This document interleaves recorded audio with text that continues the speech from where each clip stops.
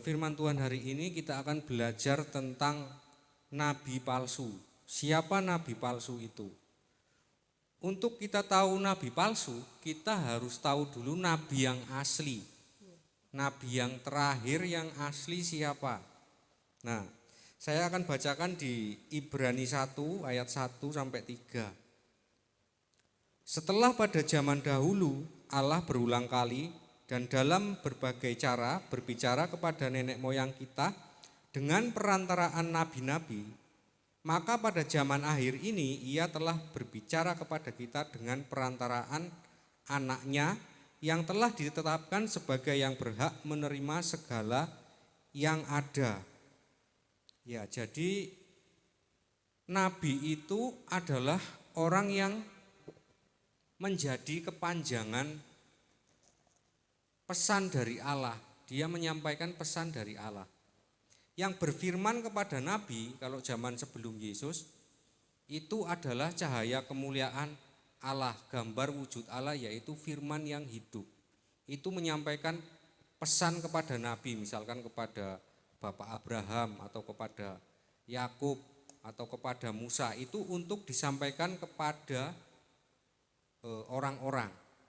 Nah, tetapi pada zaman akhir, maksudnya pada zaman Yesus, Ia tidak lagi berbicara dengan perantaraan nabi-nabi, tetapi berbicara dengan perantaraan anaknya sendiri, Allah ini, yaitu firman-Nya yang hidup, yang mengambil daging menjadi manusia.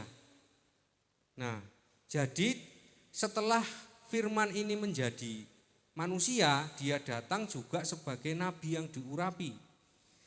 Nah, maka tidak ada nabi lagi setelah Yesus. Karena sudah selesai. Yesus adalah nabi penutup. Yohanes 5 ayat 37. Bapa yang mengutus aku, dialah yang bersaksi tentang aku. Kamu tidak pernah mendengar suaranya, rupanya pun tidak pernah kamu lihat. Di sini Yesus berkata, Bapa, maksudnya Allah yang mengutus dia. Kamu tidak pernah mendengar suaranya, rupanya pun tidak, maksudnya tidak ada seorang pun yang dapat melihat Bapa ataupun mendengar suaranya pun tidak.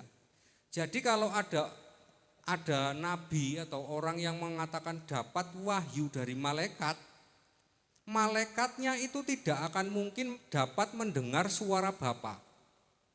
Melihat rupanya apalagi, karena setiap malaikat itu dapat wahyu itu tidak dari Bapa langsung, tetapi dari gambar wujud Allah, yaitu cahaya kemuliaan Allah, yaitu firman Allah yang hidup yang nanti akan menjadi manusia, yaitu Yesus. Jadi kalau ada ajaran ngomong nabi ngaku dapat wahyu, itu dalam iman Kristen itu enggak masuk logika, karena malaikat tidak bisa menerima wahyu langsung dari Allah. Karena tak seorang pun pernah melihat Allah, mendengar saja tidak. Hanya dia yang datang dari Allah, maksudnya hanya firman-Nya Allah yang dapat mendengar siapa Allah. Nabi palsu ini enggak cuma satu yang akan datang, tetapi ada banyak. Ada yang datang kepada orang lain membawa ajaran yang lain. Tetapi kita tidak perlu fokus dengan yang itu. Kita fokus dengan nabi palsu yang datang kepada kita itu yang seperti apa. Siapa nabi palsu yang datang kepada kita? Ya, kita akan buka 2 Petrus 2 ayat 1 sampai 3. Sebagaimana nabi-nabi palsu dahulu tampil di tengah-tengah umat Allah, demikian pula di antara kamu akan ada guru-guru palsu. Mereka akan memasukkan pengajaran-pengajaran yang sesat, yang membinasakan, bahkan mereka akan menyangkal penguasa yang telah menebus mereka, dan dengan jalan demikian mereka mendatangkan kebinasaan atas diri mereka. Ternyata nabi palsu yang datang kepada kita itu enggak ngaku nabi. Kalau kita membedakan nabi yang asli dengan yang palsu, itu kelihatan mudah kalau orang itu ngaku nabi. Karena kita sudah tahu bahwa enggak eneng nabi meneh setelah Yesus. Artinya mirip iki enggak terlalu mirip. Nah, tapi yang palsu itu kan ada yang hampir sama dengan yang asli. Nah, inilah yang dia datang tidak mengaku sebagai nabi, tapi dia mengaku sebagai guru-guru palsu. Mereka akan memasukkan pengajaran sesat sing diajarke yo Yesus. Tujuannya bukan itu, bukan Yesus. Ya. Banyak orang akan mengikuti cara hidup mereka yang dikuasai hawa nafsu, dan karena mereka jalan kebenaran akan dihujat. Yang dihujat apa? Jalan kebenaran, ajaran kebenaran. Nek orang hidup benar akan disalahi, dihujat. Bukan Yesusnya yang dihujat. Kalau yang palsu iki mirip dengan asli. Mereka yang ngomongnya dalam nama Yesus, nyembah Yesus. Tapi ada yang dihujat, apa? Ajaran Yesus, akulah jalan kebenaran dan hidup. Jalan kebenarannya, cara hidup benarnya yang dihujat. Karena orang yang hidup benar itu nggak bisa dikompromi. Nah, terus ayat yang ketiga, dan karena serakahnya guru-guru palsu itu akan berusaha mencari untung dari kamu dengan cerita isapan jempol mereka. Tetapi untuk perbuatan mereka itu hukuman telah lama tersedia dan kebinasaan tidak akan tertunda. Nah, dari buahnya kita akan tahu sing asli karo sing palsu. Kalau dari Tuhannya kita nggak bisa tahu karena mereka juga yang diomongkan tentang Yesus, yang diomongkan tentang kasih. Tetapi dari tujuan, dari misinya kita tahu. Tujuan mereka adalah karena serakahnya guru-guru palsu itu akan berusaha mencari untung dari kamu dengan cerita isapan jempol mereka. Tujuannya adalah mencari untung. Karena kalau yang asli itu pasti punya tujuannya beda. Pasti punya visi. Tapi kalau yang palsu ini visinya ini lebih ke dunia. Lebih untuk menuruti keinginan daging. Tapi yang asli ini visinya untuk menjalankan amanah agung, memberitakan Injil ke seluruh dunia. Terus seperti apa ajaran nabi palsu? Kita akan buka di Roma 16 ayat 17 dan 18. Tetapi aku menasihatkan kamu saudara-saudara, supaya kamu waspada terhadap mereka yang bertentangan dengan pengajaran yang telah kamu terima, menimbulkan perpecahan dan godaan. Sebab itu hindarilah mereka. Jadi di sini kita dipesankan untuk waspada kepada mereka karena ajarannya menimbulkan godaan dan perpecahan. Kenapa menimbulkan godaan? Nah, contohnya seperti ini. Ada ajaran gereja yang mengutamakan persembahan perpuluhan. Ini lagi rame di media sosial. Ada kisah seperti ini. Ada sebuah gereja itu mewajibkan persepuluhan. Dan di situ memang banyak orang seolah-olah ceritanya itu dibuat bahwa banyak orang yang tadinya hidupnya enggak diberkati, tetapi menjadi diberkati karena memberikan persepuluhan. Nah, ini ada satu kasus orang yang hidupnya itu pas-pasan, tapi dia ingin diberkati seperti jemaat yang lain. Maka dia gimana caranya, pokoknya setiap minggu harus bisa memberikan perpuluhan. Nyampe dibela-belani utang, supaya bisa membayar perpuluhan. Terus menurut Bapak Ibu, dia punya utang dengan orang, tapi hari Minggu dia harus bayar perpuluhan supaya hidupnya diberkati. Menurut Bapak Ibu, duit ini mending untuk bayar perpuluhan karena kewajiban atau mending untuk bayar utangnya? Bayar utang kan? Nah, ajaran sesat enggak. Nanti akan dilipat gandakan, harus dilipat gandakan baru bayar utang. Nah, itulah ajaran sesat. Ajarannya itu tidak bertumpu kepada makanan rohani tetapi makanan jasmani pikirannya.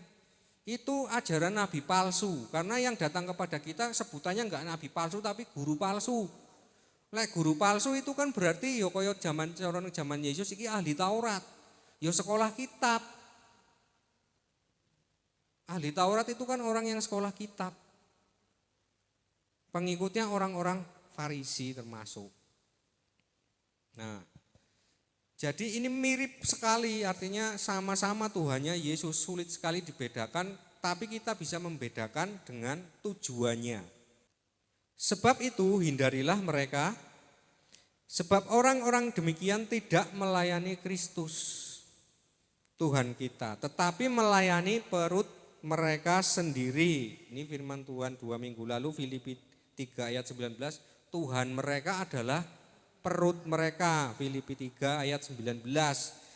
Dan dengan kata-kata mereka yang muluk-muluk dan bahasa mereka yang manis, mereka menipu orang-orang yang tulus hatinya. Tadinya orang-orang datang ke gereja benar-benar kepingin hidup benar, memperbaiki gambar diri, tetapi karena ada tadi misi berkat dunia menimbulkan godaan, pingin ikut-ikut, pingin cara cepat hidup diberkati. Lah terus kalau ajaran yang benar seperti apa? Nah, kalau kita mau membedakan yang asli dan palsu, tentu kita harus tahu ajaran sing asli, sing bener iki sing mengajarkan tentang apa. Nah, 1 Timotius 1 ayat 3 sampai 5. 1 Timotius 1 ayat 3 sampai 5.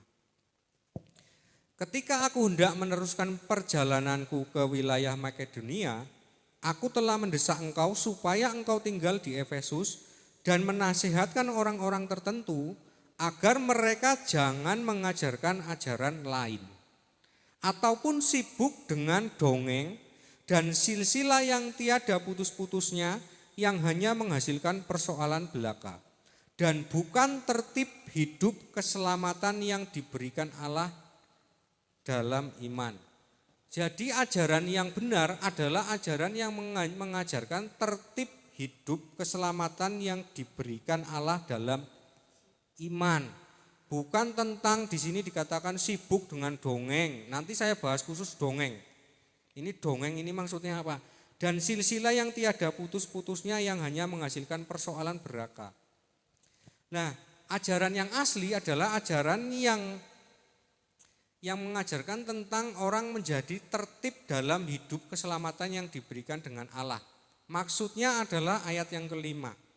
Tujuan nasihat itu adalah kasih yang timbul dari hati yang suci, dari hati nurani yang murni, dan dari iman yang tulus ikhlas. Jadi ajaran yang sejati, Bapak Ibu bisa lihat, kalau gereja itu memang gurunya enggak palsu, itu Bapak Ibu dengar firman Tuhannya itu yang diajarkan, nek ajarane iki menitik beratkan kepada orang supaya menuntun orang hidup memperbaiki diri di dalam kasih. Kasih itu kan buah roh. Untuk menghasilkan buah roh, pertobatan, maka itu gurune asli. Tapi nek gurune sing diajarkan tentang sing dilihat mata, misalnya mukjizat, kesembuhan, bahasa roh, nah hati-hati. Karena kita harus uji dulu. Karena mirip sekali yang asli dengan yang palsu. Tapi nek gurune iki sing diajarke iki tertib hidup keselamatan orang semakin memperbaiki gambar diri, bertobat, lah iku ajaran sing asli. Ini dikatakan Paulus. Terus kenapa banyak orang tersesat? Pada kenyataannya gereja yang mengajarkan tentang sing berkat dunia itu jemaatnya lebih banyak. Jemaatnya ribuan. Sing seneng ngadake KKR kesembuhan. Itu jemaatnya ribuan, tapi gereja sing mengajarkan kebenaran jemaatnya sedikit, sesuai dengan yang dikatakan Yesus, masuklah melalui pintu yang sempit. Nah, orang tapi lebih tertarik kepada sing jemaatnya banyak, sing rame, sing ibadahi kaya konser eneng artise, neng kuno eneng altar call maju, kesembuhan mukjizat. Lah orang Kristen kok nggumun karo mukjizat? Tujuan mukjizat itu kan adalah supaya orang percaya bahwa Yesus adalah Tuhan. Lah apa Bapak Ibu urung percaya nek Yesus adalah Tuhan sehingga masih nggumun karo mukjizat? Lah kok nggumun teman? Bukan itu, sing penting itu orang hidup di dalam kasih, menghasilkan buah roh yaitu kasih, damai sejahtera, sukacita.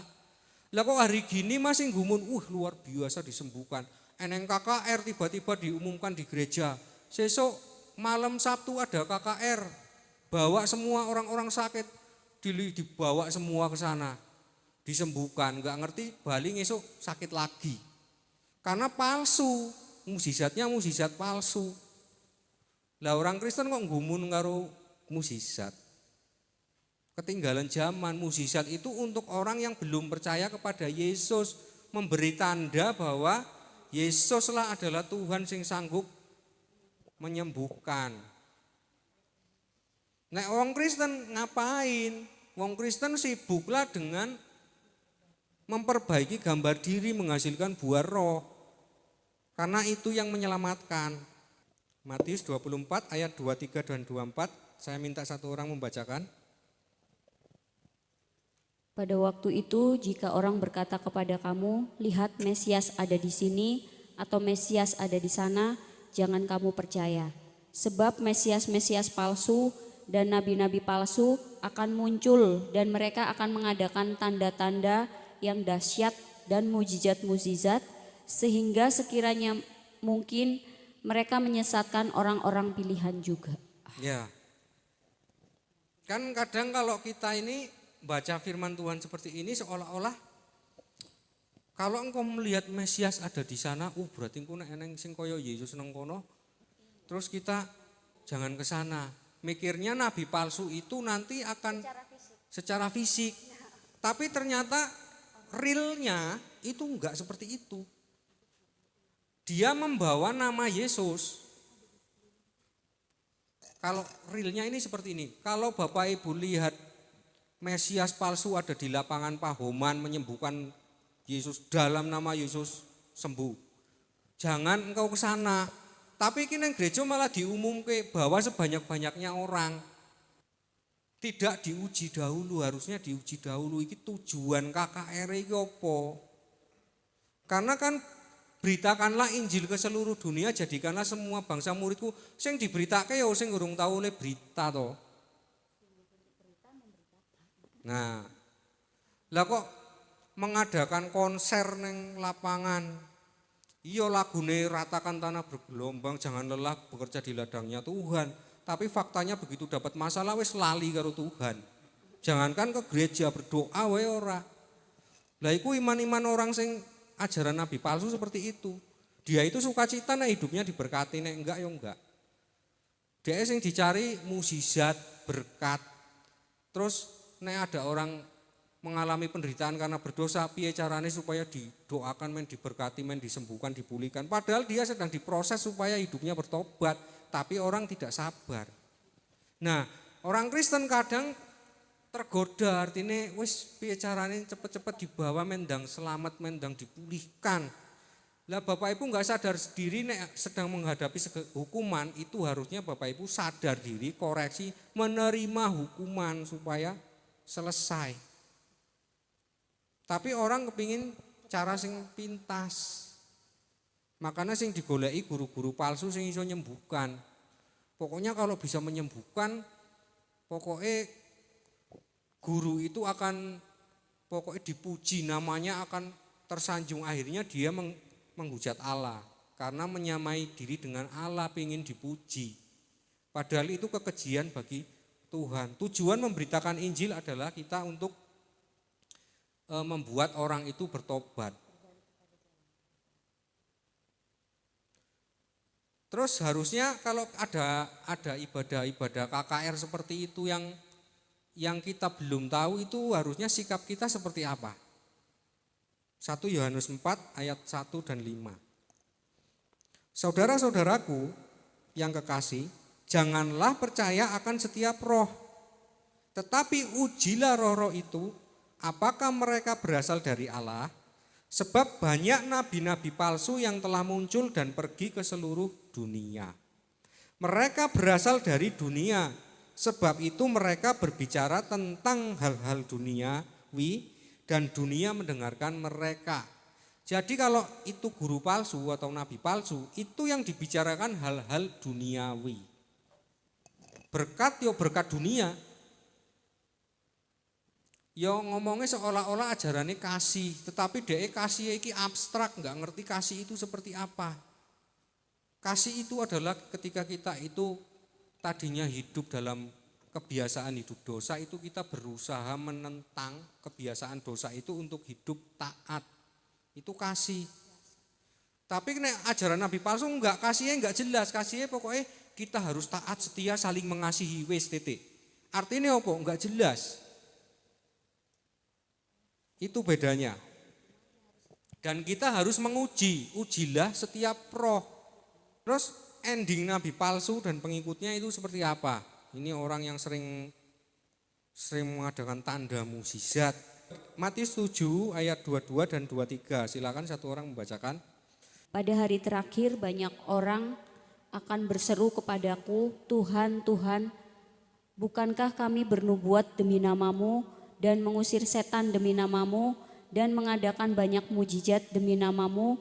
Juga pada waktu itulah aku akan berterus terang kepada mereka dan berkata, aku tidak pernah mengenal kamu, nyahlah daripadaku kamu sekalian pembuat kejahatan. Ya, ini orang-orang wis merasa bahwa aku mengusir setan demi namamu, bernubuat, suka nubuatkan orang, meramal, ngimpi, ngomongnya oleh ngimpi dari Tuhan. Padahal enggak seperti itu, karunia nubuatan itu enggak Bapak Ibu dapat mimpi, terus Bapak Ibu tahun depan akan terjadi Indonesia seperti ini, enggak seperti itu. Karunia nubuatan itu Bapak Ibu diberi karunia untuk menerjemahkan nubuatan dalam kitab suci. Wis tertul wis dinubuatke. Nah, kita memiliki hikmat untuk mengartikan nubuatan yang tertulis dalam kitab suci. Kalau Bapak Ibu mimpi terus dapat nubuatan tahun 2024 Indonesia akan terjadi tsunami.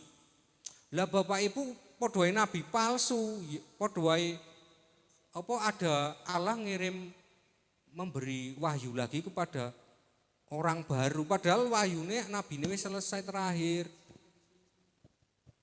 Sing terakhir dapat wahyu iki Rasule Yohanes, wahyunya pun itu wahyu dari Yesus Kristus. Jadi sudah selesai, enggak ada nubuatan lagi. Kalau ada nubuatan lagi, orang yang menubuatkan hal-hal tertentu itu nabi palsu, guru palsu. Tapi orang lebih senang yang seperti itu karena menarik. Karena meramal masa depan. Padahal itu palsu. Di sini dikatakan, nyala kamu di hari hadapanku, aku tidak mengenalmu. Nah, jadi nabi-nabi palsu ini macam-macam jenis, penyesatannya macam-macam. Ada yang tujuannya adalah untuk mengisi perut mereka. Pokoknya nek ibadah sing penting iki persembahan harus eneng. Bahkan kadang-kadang ibadah kematian we dikai kantong persembahan. Tapi nabi-nabi palsu itu alasannya pinter. Alasannya seperti ini. Kita tidak boleh menghalangi orang untuk memberi. Bukan jawaban itu dia bersilat katanya pinter. Ya padahal kan kalau kita mau memberi ya memberi saja, enggak harus pakai kantong persembahan. Memberi lewat belakang, tangan kanan memberi, tangan kiri enggak melihat. Tapi ini pinter, kalau nabi palsu ini khawatir dia. Mumpung ada kesempatan banyak orang berkerumun yo kantong kolektor harus diedarkan. Itu tujuannya. Lalu orang kalau nabi palsu, guru palsu ini juga dia matanya sombong. Dia kalau ada orang yang secara dunia ini hartanya banyak, terus gak ke gereja pusing. Pusing dia mesti, weh tak layani, tak kunjungi. Tapi nek uang yang secara dunia itu gak punya apa-apa, gereja los ora los. Gak bakal dikunjungi lah, itulah guru palsu. Jadi matanya itu sombong. Melihat dunia. Ada guru-guru palsu yang senengnya iki nyuri domba. Lawang Domba itu kan gembala agung kita itu kan Yesus Kristus. Tak seorang pun dapat mengambilnya. Yesus yang menempatkan masing-masing. Di mana itu ditempatkan akan bertumbuh di situ. Lagi ada guru-guru palsu yang tujuannya pokoknya gimana caranya pokoknya gerejaku sing dombane akeh. Enggak urusan dia sudah punya kandang. Pokoknya asal dia layani sing penting digawe cocok mbek aku. Ku nek digawe cocok ku kan melu aku. Tujuannya apa? Ya mencari keuntungan, kantong kolektor juga. Tujuannya yaitu nabi palsu, guru palsu. Itu di akhir zaman Yesus akan berterus terang, nyalah kamu dari hadapanku, aku tidak mengenalmu. Jadi dia menggunakan jabatan itu sebagai sarana untuk bisnis. Tapi kadang-kadang jemaatnya juga senang yang seperti itu. Senang yang bela karena mereka ini lebih senang jemaat itu hal-hal yang dunia daripada hal-hal yang menuntut orang kon bertobat. Terus apa yang harus kita lakukan? Kalau kita sudah tahu ndi sing asli, ndi sing palsu. 2 Petrus 3 ayat 13 dan 14. Yang harus kita lakukan yang pertama, tetapi sesuai dengan janjinya kita menantikan langit yang baru dan bumi yang baru di mana terdapat kebenaran. Sebab itu saudara-saudaraku yang kekasih, sambil menantikan semuanya ini kamu harus berusaha supaya kamu kedapatan tak bercacat dan tak bernoda di hadapannya dalam perdamaian dengan Dia. Jadi yang harus kita lakukan adalah kita harus berusaha supaya kedapatan tak bercacat dan tak bernoda. Artinya harus berusaha tetap hidup di dalam kasih. Hidup takut akan Tuhan menuruti perintahnya. Nah, tapi kalau ajaran nabi palsu enggak. Ajaran nabi palsu pokoknya percaya Yesus taat setia masuk surga, mati langsung di rumah Bapa menyediakan tempat. Itu ajaran nabi palsu. Nah, yang asli seperti ini. Sambil menantikan langit baru dan bumi baru, kamu harus berusaha. Orang kan enggak bisa kudus, kan? Tapi berusaha bisa enggak? Bisa. Nah itu. Tapi nek ajaran nabi palsu enggak. Pokoknya dijamin masuk surga, percaya Yesus dijamin masuk surga, taat dan setia, rajin ke gereja. Mati enggak usah didongakan lagi karena wis positif mlebu swarga. Padahal orang masuk surga apa enggak iki tergantung dari kedapatan berjaga-jaga apa enggak. Lah inilah berjaga-jaga harus berusaha. Nek dia mati dalam keadaan sedang berusaha memperbaiki gambar diri, ya selamat. Di tempat perhentian.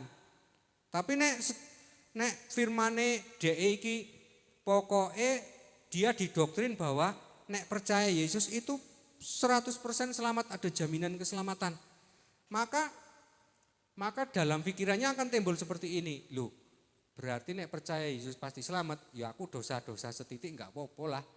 Kan ngesok ditebus nang Yesus. Akhirnya jadi salah doktrinnya.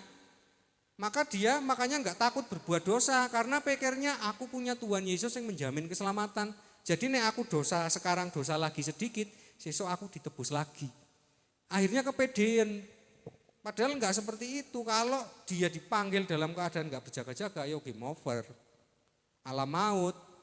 Nah, ini yang pertama, kita harus berusaha hidup di dalam kasih. Yang kedua yang harus kita lakukan 2 Timotius 4 ayat 2 sampai 5. 2 Timotius 4 ayat 2 sampai 5. Saya bacakan. Beritakanlah firman, siap sedialah baik atau tidak baik waktunya. Nyatakanlah apa yang salah, tegurlah dan nasihatlah dengan segala kesabaran dan pengajaran. Jadi kita ternyata juga harus memberitakan firman baik atau tidak baik waktunya. Maksudnya dalam kita sedang menghadapi masalah atau dalam kita sedang sukacita, nek wayai kita memberitakan firman maksudnya misi ini. Bukan sendiri Bapak Ibu sekarepe dhewe memberitakan firman sendiri, enggak. Ini maksudnya hidup bergereja, artinya hidup di dalam kerajaan Allah. Kalau wayai memberitakan firman, yo beritakan baik atau tidak baik waktunya. Walaupun sedang dalam keadaan sukacita apa enggak, tetap nek wayai melayani ya melayani, wayahe memberitakan Injil ya memberitakan Injil. Ini maksudnya seperti ini. Terus kita juga harus nyatakanlah apa yang salah. Tegurlah dan nasihatilah dengan segala kesabaran dan pengajaran. Neng sing salah kok negur karo firman.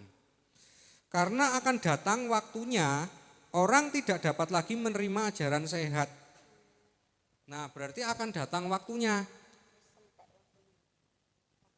Wis ora iso nrimo meneh ajaran sehat, berarti wis tutup. Tetapi mereka akan mengumpulkan guru-guru menurut kehendaknya untuk memuaskan keinginan telinganya. Jadi mereka itu cocok kepada guru, pokoknya sing nang atiku cocok, yo iku aku meliku. Mengumpulkan guru-guru palsu menurut sing cocok, pokoknya pendeta ini sing kae wae. Sing cocok karo dhewe. Engko rembukan gaji. Gajinya piro wani, nek wani semene ya gelem. Lah eneng gembala kok rembukan gaji. Lah itu orang kerja apa orang mau pelayanan? Lah itu akhirnya itulah pada akhir zaman akan banyak yang seperti itu. Jadi mereka cari pelayan iku sing cocok. Aku cocoknya nang gereja kono sing ibadahe konser, sing eneng artise, neng kono eneng altar call, eneng mukjizat ada bahasa roh, neng kene enggak eneng. Nah, ini pada akhir zaman akan seperti itu. Jadi gereja-gereja yang seperti itu yang akan penuh. Yang gereja benar malah sedikit karena pintunya sesak. Kalau orang-orang di akhir zaman, firman itu kan gunanya untuk memperbaiki kelakuan supaya kita berubahlah dalam pembaharuan budimu. Jadi firman itu enggak bisa kita cari, iki firman iki cocok karo aku pas aku marep, enggak iso. Firman itu kita dengar firman, sing aku kok enggak pas karo firman, berarti aku sing harus dirubah dipaske karo firman. Karena kitalah yang harus mau dirubah oleh firman, nek pendapat kita salah. Tetapi ada banyak orang nanti di akhir zaman, firmannya ora pas karo karepku. Jadi firmannya sing dipas-paske karo kita. Nah itu akhirnya dia jadi orang fasik. Mereka akan memalingkan telinganya dari kebenaran. Memalingkan telinga dari kebenaran dan membukanya bagi dongeng. Ya ini ketemu lagi kata dongeng. Sekarang saya bahas dongeng karena ini dongeng ini mengganggu juga. Artinya penghambat. Nah dongeng ini menjadi penghalang karena di sini dikatakan tetapi kuasailah dirimu dalam segala hal, sabarlah menderita. Orang enggak sanggup menderita. Maka dia membuka telinganya bagi dongeng. Karena enggak sabar menderita. Lah dongeng itu apa? Coba satu orang bacakan 1 Timotius 4 ayat 7. Tetapi jauhilah tahayul, dongeng nenek-nenek tua, latihlah dirimu beribadah. Tetapi jauhilah tahayul. Nek tahayul iki apa?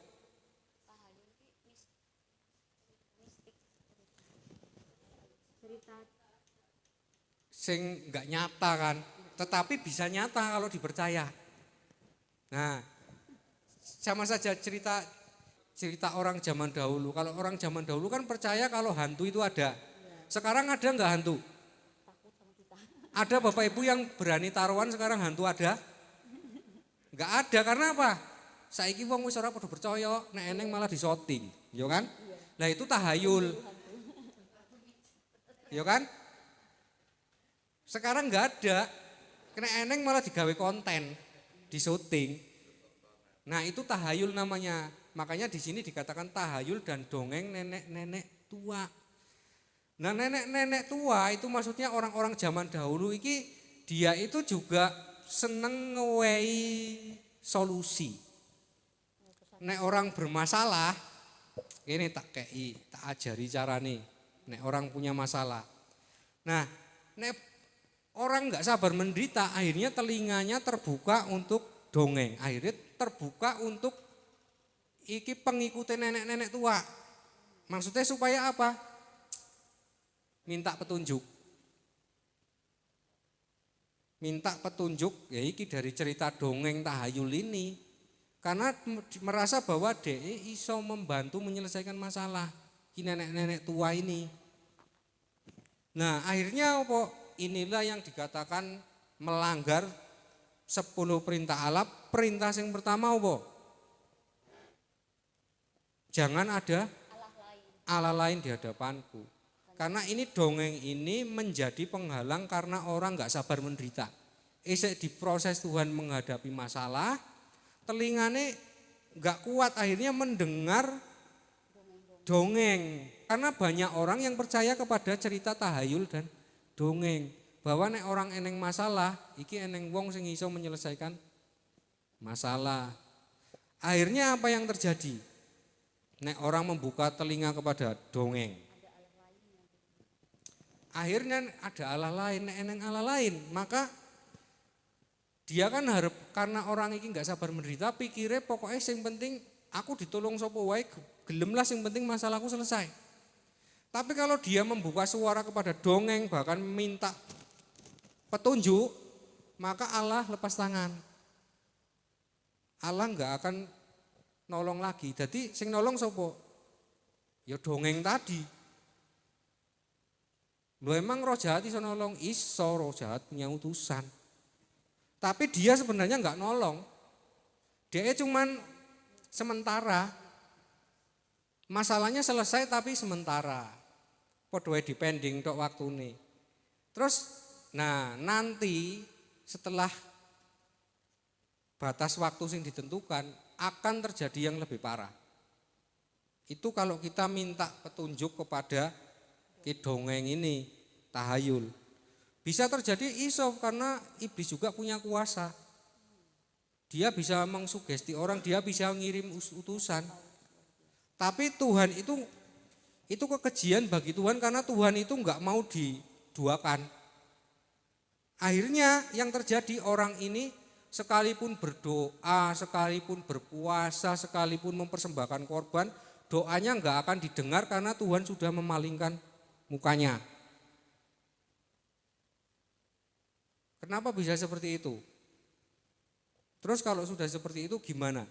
Dia doa enggak bakalan didengar lagi. Tuhan enggak akan nolong dia lagi. Nek Tuhan itu wis memalingkan muka, dia mau berdoa supaya Tuhan itu dengar doanya lagi, itu dia harus diterima dulu pertobatannya. Mazmur 51 ayat 14 dan 16.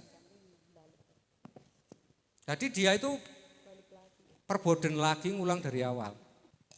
Lepaskanlah aku dari hutang darah ya Allah, Allah keselamatanku, maka lidahku akan bersorak-sorai memberitakan keadilan-Mu. Sebab Engkau tidak berkenan kepada korban sembelihan, sekiranya ku persembahkan korban bakaran, Engkau tidak menyukainya. Ya, ini diceritakan Daud ketika Daud melakukan dosa, tapi enggak ada seorang pun yang tahu dosanya. Tapi Allah memalingkan mukanya. Ketika Daud mempersembahkan korban, aku enggak berkenan.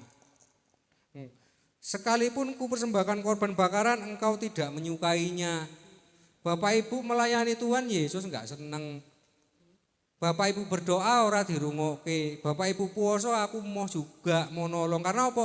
Kowe wis njaluk tolong karo wong lain. Jadi Yesus memalingkan muka.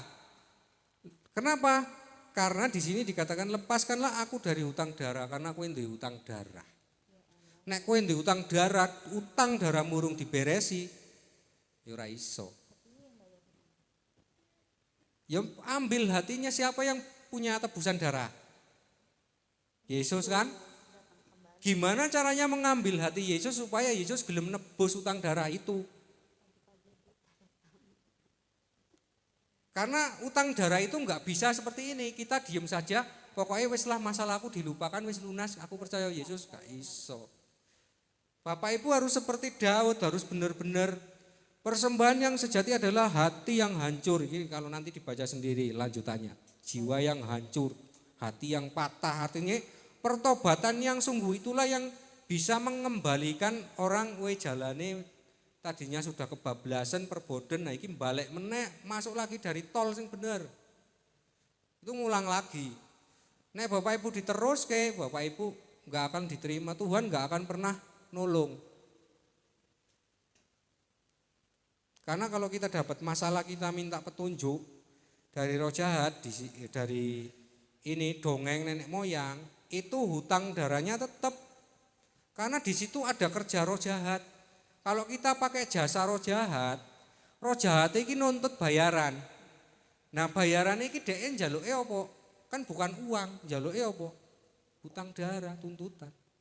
Dhek njaluk diwaris ke aku, nek kowe pernah hutang darah, maka aku juga sing dijaluk apa? Sesuk turunanmu arep tak warisi aku ngono. Arep tak serang juga. Karena akhirnya banyak orang sing percaya karo dongeng, kadang-kadang orang sing punya usaha tapi enggak sabar kok usahanya enggak maju-maju, dagang tapi kok enggak laris-laris, akhirnya minta tolong kepada dongeng juga supaya ben laris kepiye carane yo. Nah, banyak sekali orang yang akhirnya tersesat dengan ini. Terus dampaknya apa? 2 Timotius 3 ayat 1 sampai 5. Ketahuilah bahwa pada hari-hari terakhir akhir zaman akan datang masa sukar. Nah, ini dampaknya.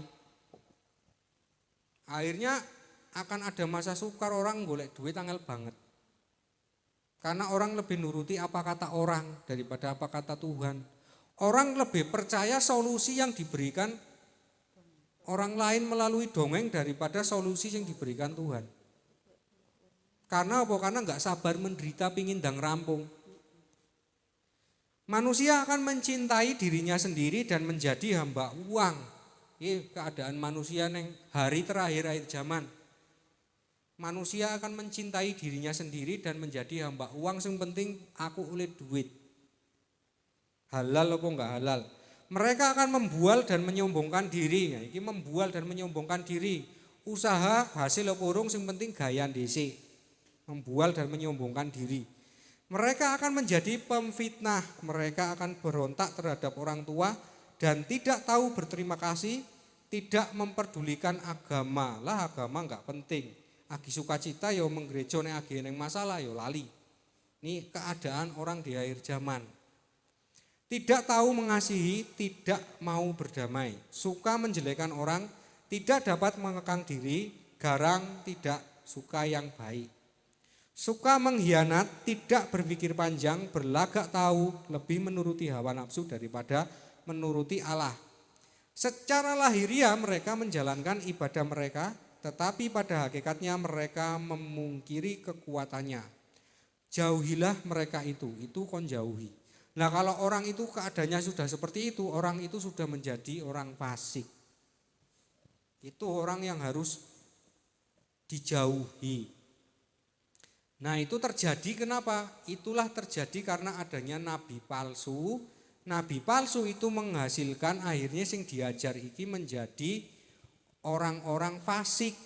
Corone nang zaman Yesus iki ahli Taurat sing ngajari. Dadine wonge Farisi kabeh. Nek zaman saiki sing ngajari nabine nabi palsu atau guru palsu, jemaate jadine fasik kabeh. Sing dipikiri mung berkat dunia, mencintai dirinya sendiri, menjadi hamba uang, tidak suka yang baik. Nah, kita tugasnya di sini dikatakan jauhilah mereka itu. Yesus berpesan di dalam Matius 18 ayat 6.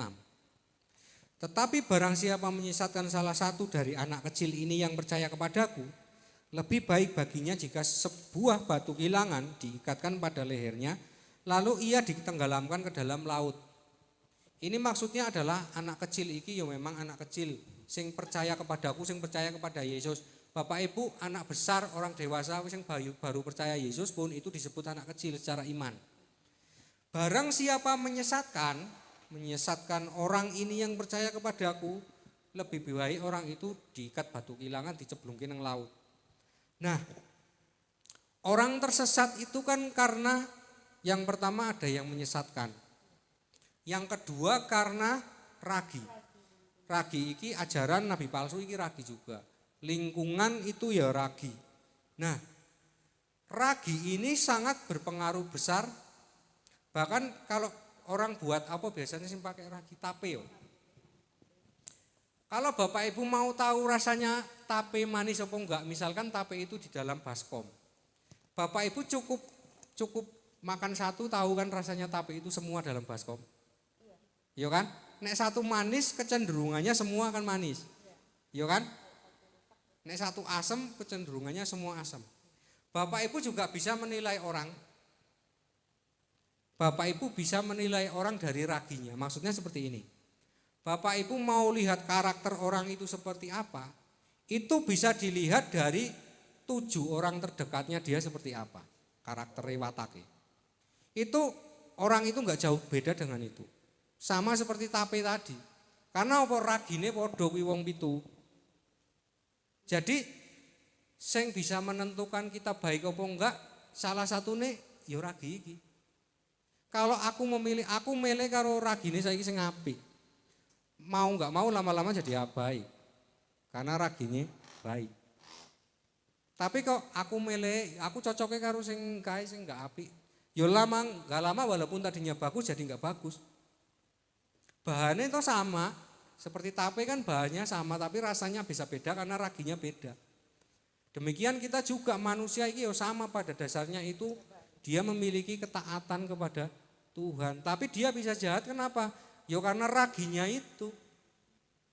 Dan ragi itu enggak bisa karena itu kehendak bebas. Tuhan nek mau cuman ngomong nek mau berubah, memperbaiki gambar diri, Tuhan Yesus membukakan jalan yang baru, masa depan yang baru. Tapi itu kan kehendak bebas karena kasih tidak memaksakan kehendak. Nah, mau enggak dirubah? Kalau mau raginya ditinggalkan ganti ragi. Karena Yesus ini akan memberi ragi yang baru. Gak mungkin kita ngomong aku mau sekarang hidup berubah, tapi kehidupan yang lamaku, ragiku gak dirubah. Gak bakalan berubah, itu bohong. Mungkin cuman kalau sedang dengar firman Tuhan saja dia niatnya aku harus berubah. Tapi setelah kembali ragine masih ragi yang lama, ya tetap wae dia akan seperti kembali semula. Karena tidak berubah. Kalau kita tahu bahwa orang fasik ini orang yang sudah menjadi ragi tapi raginya menyesatkan. Terus apa yang harus kita lakukan kalau ketemu dengan orang fasik? Kita negur orang fasik boleh enggak? Tadi di situ dikatakan jauhilah mereka itu. Amsal 24 ayat 15 sampai 20. Jangan mengintai kediaman orang benar seperti orang fasik. Jangan merusak rumahnya.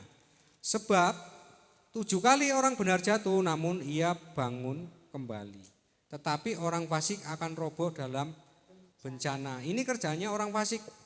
Kalau cirinya, kalau Bapak Ibu itu mau mulai hidup benar, mau mulai aku ragi yang lama mau tak tinggalkan, aku sekarang mau hidup dengan ragi sing baru sing enggak menyesatkan. Masa depan baru Tuhan siapkan. Bapak Ibu akan diintai. Nek Bapak Ibu tadinya hidupnya tidak takut akan Tuhan, sekarang hidupnya berusaha hidup benar.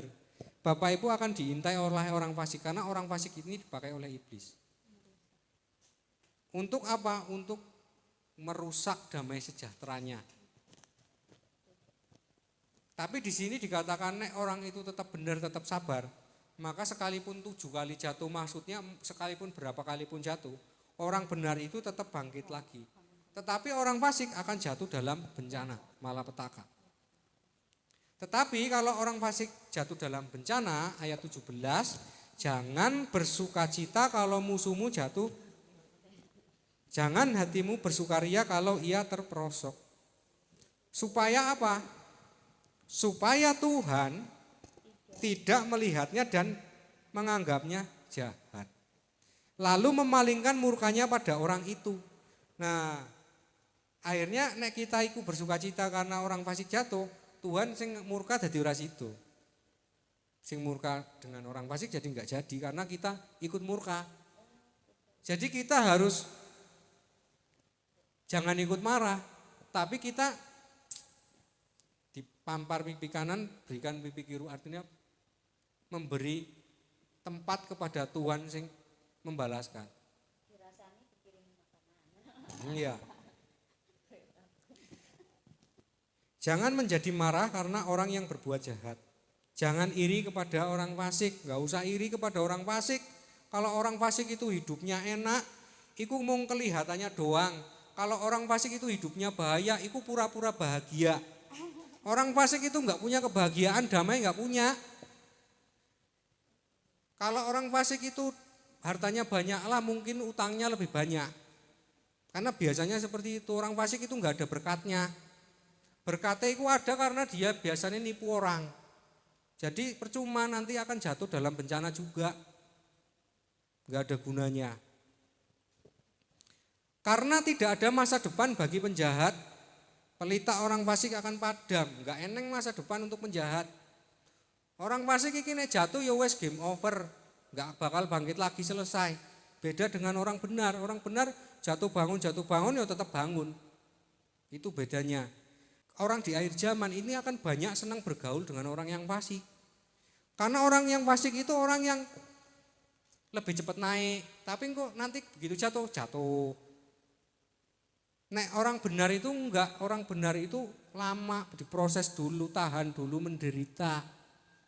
Jalani dulu prosesnya, seperti tanah liat harus mau dibentuk. Kalau kita kan dia diibaratkan seperti tanah liat di tangan siapa? Penjunan. Bukan tanah sengketa, nek tanah sengketa orang yang dibentuk angel. Kita itu tanah liat. Bolehkah kita menegur orang fasik? Ya. Ayat 24. Siapa berkata kepada orang fasik, engkau tidak bersalah? Kalau kita ngomong kepada orang fasik kayak enggak bersalah. Akan dikutuk bangsa-bangsa, dilaknatkan suku-suku bangsa. Nek bapak ibu mbeloni wong fasik, bapak ibu akan terkutuk. Di sini dikatakan sangat keras katakannya, dikutuk bangsa-bangsa, maksudnya berarti dikutuk orang seluruh dunia dan dilaknat suku-suku bangsa. Itu kalau orang membela orang yang salah. Iku membela orang fasik iki didikannya guru palsu, nabi palsu. Apa meneh membela nabi palsu, membela guru palsu. Tetapi mereka yang memberi peringatan akan berbahagia. Orang yang berani menegur, maksudnya seperti Yesus ketika orang ahli Taurat datang, orang Farisi kepada Yesus itu datang. Apakah pernah Yesus berkata dengan lemah lembut kepada orang Farisi dan ahli Taurat? Kan enggak. Kata-katanya pedes. Karena apa? Fasik. Yesus datang ke bait Allah, orang-orang berjualan burung. Yesus dibongkar, diporak-porandakan. Apakah Yesus berkata dengan lemah lembut? Enggak. Kenapa? Karena mereka sudah fasik. Tapi dasar firman-nya jelas, ada tertulis, rumahku akan disebut rumah doa. Di sini dikatakan, tetapi mereka yang memberi peringatan dan akan berbahagia, mereka akan mendapat ganjaran berkat. Malah dapat ganjaran berkat yang memberi peringatan. Siapa memberi jawaban yang tepat, mengecup bibir. Jadi kita harus punya keberanian untuk inilah yang disebut mengatakan kebenaran. Kasih itu mengatakan kebenaran, sekalipun menyakitkan ya harus dikatakan. Cuman banyak orang sing mau cari aman. Lah engko daripada ribut aku mending menang. Cari aman. Akhirnya apa? Sing kono akhirnya jalannya kebablasan dadi salah, akhirnya terjatuh. Karena kita diem saja mending milih menang.